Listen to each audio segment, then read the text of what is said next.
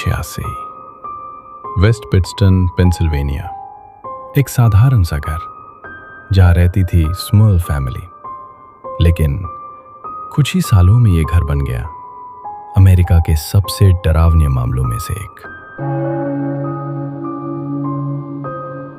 Jack स्मर्ल, उनकी पत्नी Janet और उनके बच्चे। 1970 के दशक में ये परिवार इस घर में शिफ्ट हुआ। शुरुआत में सब कुछ सामान्य था, लेकिन फिर धीरे धीरे घर में अजीब घटनाएं शुरू होने लगी।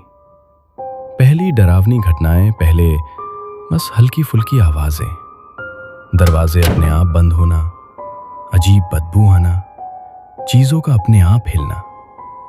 पर जैक और जैनेट ने इसे नजरअंदाज किया। उन्हें लगा शायद ये सब हमारा वहम है। लेकिन 1985 के बाद सब कुछ बदल गया।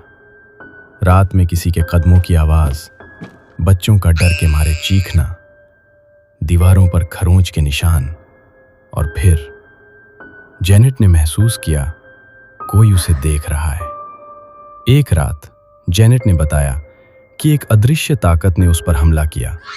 उसे बिस्तर से खींचा गया और उसने महसूस किया कि कोई अदृश्य शक्ति उसे पकड़ रही है। जैक ने भी दावा किया कि उसे भी कई बार फिजिकल अटैक महसूस हुआ। अब ये कोई छोटा मामला नहीं था। स्मर्ल फैमिली ने मीडिया से संपर्क किया और देखते ही देखते ये केस पूरे अमेरिका में फैल गया।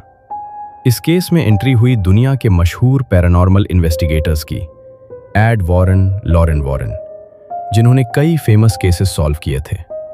उन्होंने घर की जांच की और जो उन्होंने कहा वो और भी डरावना था। इस घर में 4 अलग अलग एंटिटीज मौजूद थीं, जिनमें से एक बहुत ही खतरनाक डीमन था।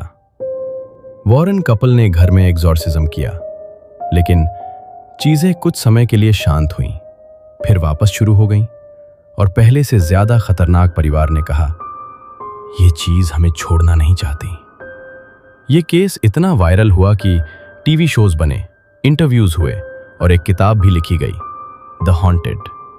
पूरी दुनिया में लोग इस केस के बारे में जानने लगे, लेकिन हर कोई इस पर विश्वास नहीं करता। कुछ लोग कहते हैं यह सिर्फ पब्लिसिटी स्टंट था, कुछ कहते हैं यह सच्ची पैरानॉर्मल घटना थी। आज तक इस केस का कोई पक्का जवाब नहीं है।